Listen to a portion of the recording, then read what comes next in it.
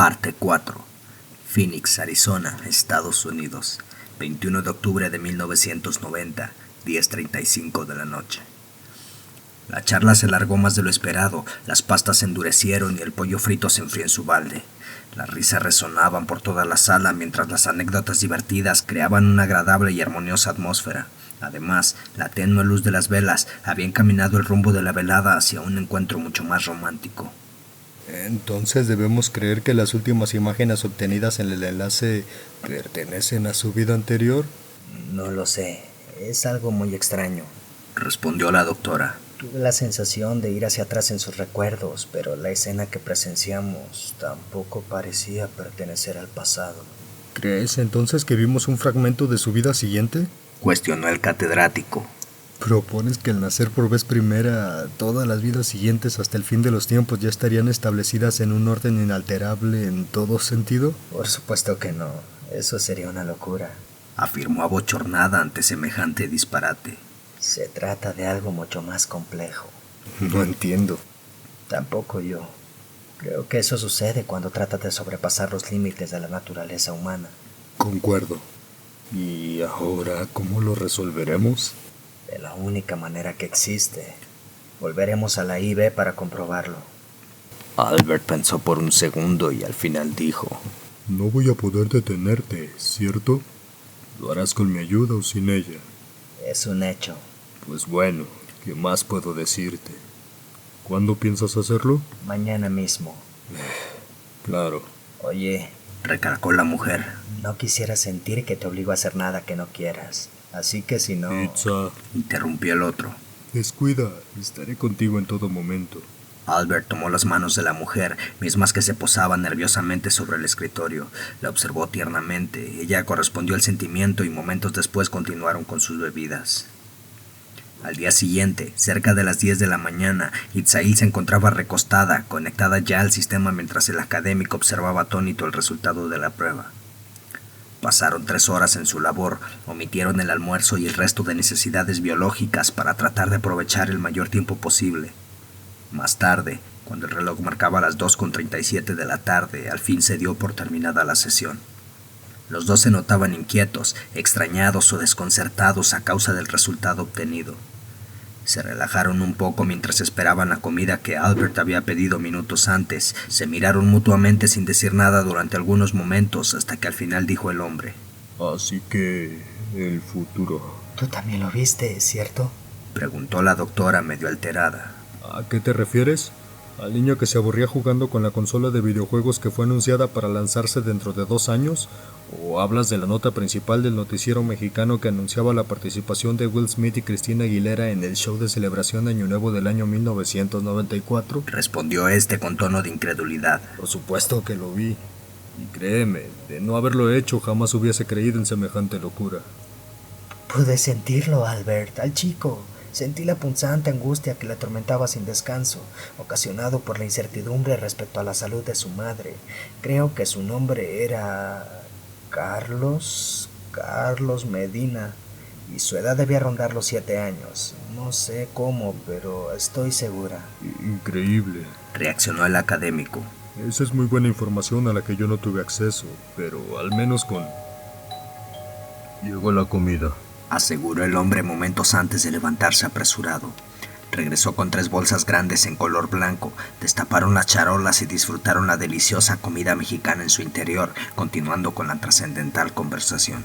Pero al menos con la información obtenida podemos responder algunas cuestiones respecto al tiempo en el que vivió este sujeto. Carlos, ¿cómo lo llamaste?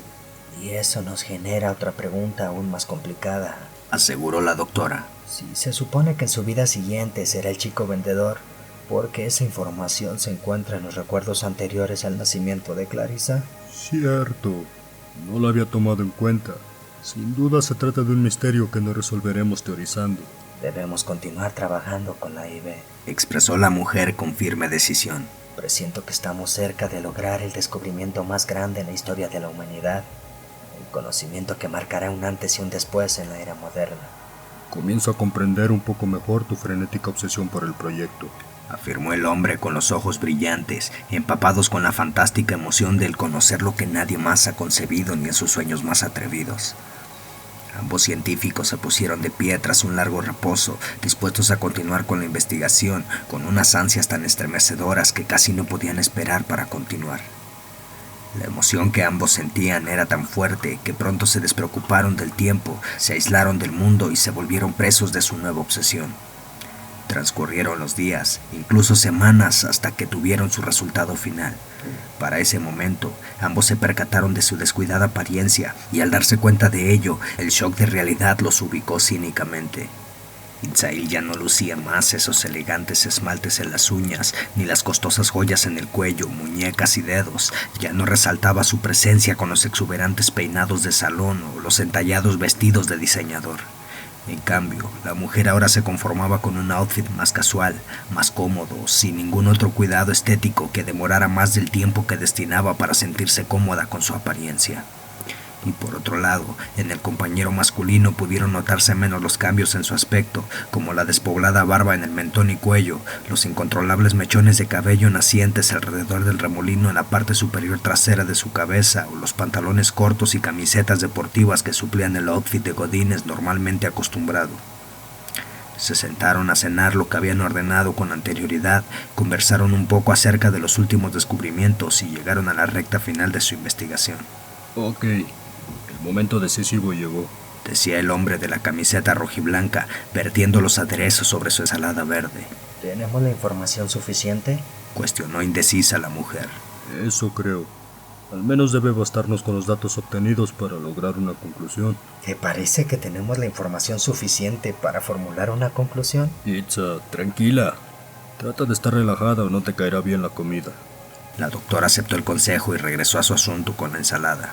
Sé que los datos obtenidos en las últimas 4 semanas no fueron exactamente los esperados, pero ambos sabíamos que existía la posibilidad de que los recuerdos más viejos se perdieran o dañaran cuando nuevos recuerdos fueran almacenándose y ocupando más espacio. Pero la memoria humana puede expandirse hasta niveles inimaginables, o al menos siempre tendrá la capacidad de almacenar nueva información sin tener que suprimir o sobreescribir la ya existente. Sí, pero contempla que nadie jamás ha tenido la capacidad de controlar y mantener intacto cada dato, conocimiento, recuerdo, sensación, idea, experiencia o cualquier otro tipo de información almacenada en su memoria disponible y siempre presente en su pensamiento consciente, almacenando cada vez más y más información sin perder jamás conciencia de algún insignificante dato como el nombre del perro de la maestra de segundo grado de primaria o el infomercial de cómo sacar una mancha de la alfombra con productos caseros que escuchaste luego de quedarte dormido viendo la TV. No tienes que ser tan pragmático, reclamó la mujer mientras separaba las aceitunas de la ensalada a medio acabar. De ninguna manera. Yo solo digo que aunque tu memoria pueda almacenar toda la información que puedas registrar, los recuerdos menos concurridos o más lejanos del consciente tenderán a perderse, dañarse o sobreescribirse. Entiendo, no necesitas explicar más.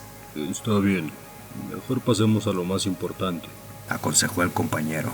Se paró del escritorio que acondicionaron como mesa improvisada, buscó entre su maletín, regresó con un bloc de notas y un bolígrafo, se sentó de nuevo y continuó. Sugiero que comencemos por la identificación del sujeto. Ok. Es Carlos Medina, el segundo apellido desconocido. Ok. Nació en Zapopan, Jalisco, México, el 5 de mayo de 1985, en el Hospital General de la localidad. Dame un momento, casi lo tengo. Bien, prosigue. Su madre se llamaba Claudia Medina. Vivió felizmente con su madre durante 6 años y medio hasta que un día, a juzgar por lo acontecido en los recuerdos, ella murió de cáncer o algo similar. Vivió con la amiga de su madre, Jennifer, en casa de su nuevo esposo, Valentín, y luego de la muerte de su madre pasó otro par de años en estabilidad con la pareja y continuó sus estudios primarios, hasta que ambos murieron trágicamente y casi al mismo tiempo, dejándolo completamente solo en el mundo. Espera... Ya. El hombre poseía una muy rápida escritura, pero aún con ello no era capaz de seguirle el paso a la doctora. A la mañana siguiente de la muerte de su último tutor restante, el niño fue secuestrado en las afueras del mercado de Lomas por el miembro de una de las redes de explotación infantil más grandes del país. Ok. Lo trasladaron a la Ciudad de México y ahí trabajó para la red durante muchos años. Trabajó para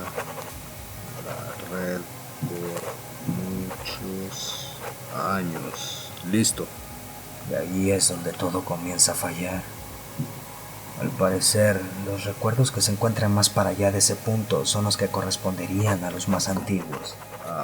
Antiguos. Bien, entonces, ¿dices que no lograste ver más allá de aquel punto? No, sí pude ver fragmentos de algunos recuerdos, pero son muy pocos los datos que pude obtener de ahí.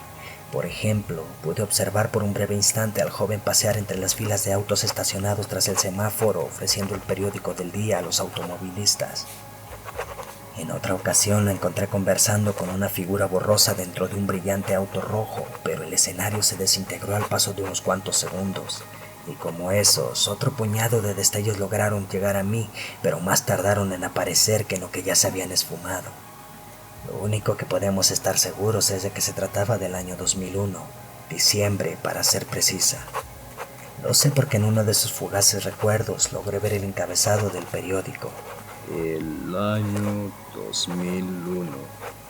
De acuerdo, esa es la fecha más lejana que podemos constatar. Y pues no sé qué más. Creo que es todo. Perfecto. Ahora vamos a ver. Nació el 5 de mayo de 1995, eso es... El día de la muerte de Clarissa, exclamó la mujer. Bien, vivió cerca de... decía el ingeniero mientras revisaba sus apuntes, calculaba y deducía sus datos. 7 años y medio con su madre hasta que ésta murió en 1992 aproximadamente. Se mudó con la pareja de su amiga y vivió ahí durante 2 años más hasta que fue secuestrado en el 95-96. Correcto. Lo trasladaron a la Ciudad de México y ahí vivió hasta los años siguientes al 2000. O al menos eso podemos suponer si tomamos en cuenta toda la información que pudimos conseguir. Bueno, tomaremos la última fecha comprobada, que es... 2001. Recordó sin necesidad de buscar en el apunte. Así obtendremos más precisión.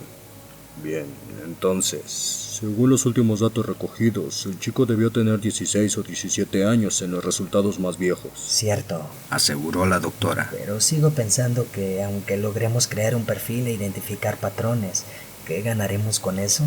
Es decir, probablemente existe un 70% restante que no conocemos sobre la vida de Carlos. También existe la probabilidad de que haya muerto en los años cercanos al 2001. Las probabilidades de que eso sucediera son bajas porque según lo que pude presenciar, el chico era saludable, sin vicios o trastornos de alimentación, no era pandillero, policía o bombero.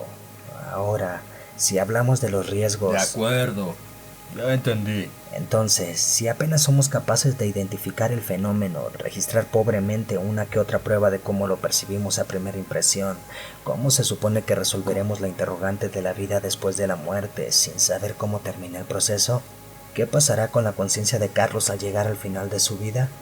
¿Renacerá en otro individuo? ¿Solo él o ella tiene esa facultad o lo hacemos todos? A ver, interrumpió el hombre. Más despacio, tranquila. Comencemos por tratar de comprender mejor la situación. Volvamos a los hechos. Bien, yo te sigo. De acuerdo. Regresemos a los datos a los que sí tenemos acceso. A ver, ¿en qué año nació Clarissa? En el 46, abril de 1946. Ok. Y murió a los 39 años en 1985. Eso nos dice que... Encerró varias fechas dentro de un óvalo y dibujó algunas flechas que las interconectaban entre sí. Ajá. Escucha. Sé que los datos que poseemos son insuficientes para acercarnos a una teoría que explique el fenómeno, pero al menos podemos esclarecer ciertas dudas al respecto. Mira, para empezar, no podemos separar la idea del milagro de la reencarnación del hecho de que por una insignificante probabilidad un fenómeno aleatorio en el reino cuántico produjese un bug en la realidad, permitiendo a la conciencia de Clarissa o quien rayo sea experimentar la vida en 2 distintas líneas de tiempo simultáneamente, compartiendo las dimensiones espaciales, pero que ambos están especialmente regidas por su propia dimensión temporal. De esa manera podríamos explicar el almacenamiento de los recuerdos de ambas vidas en una sola conciencia. Eso no es posible. Lo sé, las probabilidades son realmente bajas. La otra opción sería... Pensó por un momento mientras se revolvía los escasos vellos faciales que le adornaban el mentón. Mira, trataré de mostrarlo gráficamente. Mencionó el académico mientras pasaba su bolígrafo sobre una hoja en blanco de extremo a extremo de la misma. Esta es nuestra línea de tiempo. Agregó otra serie de pequeñas líneas que la fraccionaban en pequeñas casillas. Cada casilla debía representar una época en la historia y para ello dibujó algunos círculos en posiciones determinadas de la gráfica. Escribió después las fechas correspondientes y explicó al final. Clarissa nació en 1946 y murió en 1985 a los 39 años de edad. Señaló con la punta del bolígrafo la primera fecha y cuando hubo mencionado la segunda, deslizó el cursor hacia la segunda fecha. Después nace como Carlos en la misma fecha, 1985, y seguimos su rastro hasta finales de 2001, cuando rondaba los 17 años de edad. ¿Sí? Correcto. Respondió la doctora. Entonces... Se interrumpió repentinamente y el rostro se le iluminó de repente. Sí, eso es. ¿Qué cosa? Cuestionó intrigada la mujer ante la extraña reacción del académico. El hombre no mencionó palabra alguna, él solo se dirigió al tablero de anotaciones y dibujó un sencillo organigrama en el mini pizarrón. Mira, el primer diagrama muestra el universo cuatridimensional en el que habitamos, representado en esta básica geometría. El ortoedro está representando las 3 dimensiones espaciales de nuestro universo, que son completamente autónomas entre sí, pero a su vez dependen de una dimensión más para poder existir. El tiempo, afirmó la doctora. Así es, lo que vulgarmente conocemos como espacio-tiempo.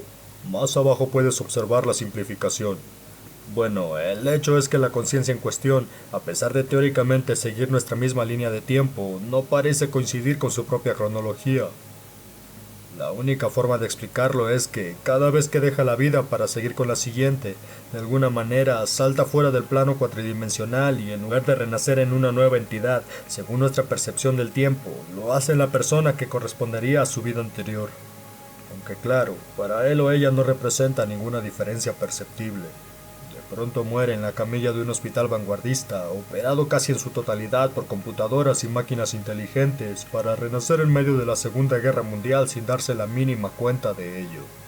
Podría tener sentido, solo tendremos que esperar unos 30 o 40 años más hasta que Stephen Hawking o algún otro genio de la física teórica confirme la existencia del hiperespacio. Lo sé, es difícil de concebir, pero es la única forma de demostrarlo científicamente. Respondió tras un suspiro el catedrático. Bueno, suponiendo que el hiperespacio existe, ahora solo debemos marcar su trayectoria. Observa. Albert, con los dedos bañados en polvo de tiza, eliminó algunos elementos de sus diagramas y realizó lo propio. Y así es como se mueve. ¿Notas la forma de la trayectoria? ¿Medios círculos? Expresó la doctora sin dejar de observar el pizarrón. Así es. Ahora mira, si completamos los círculos, respondió el hombre volviéndose al pizarrón. Obtenemos... ¿Una dimensión más elevada? Exacto. Se mueve a través de una dimensión más elevada, en la cual las 3 dimensiones espaciales y la dimensión temporal están contenidas en un plano mayor a las 4 dimensiones de nuestro universo. ¿La quinta dimensión? Incrédula cuestionó la mujer. Según las teorías más atrevidas, la quinta dimensión tiene la facultad de contener las 11 dimensiones teóricas existentes, pero no es posible. ¿Se te ocurre alguna otra forma de explicarlo? No. A mí tampoco. Pero en fin, basándonos en los descubrimientos de hoy, no tardaremos mucho en descubrirlo. Cuento con ello, concluyó la doctora. Continuaron charlando durante un largo rato más hasta que los ánimos se calmaron un poco y se decidieron a regresar a casa. Pasaron los días, semanas, meses y la pareja continuó con el trabajo hasta que finalmente llegaron a una conclusión definitiva.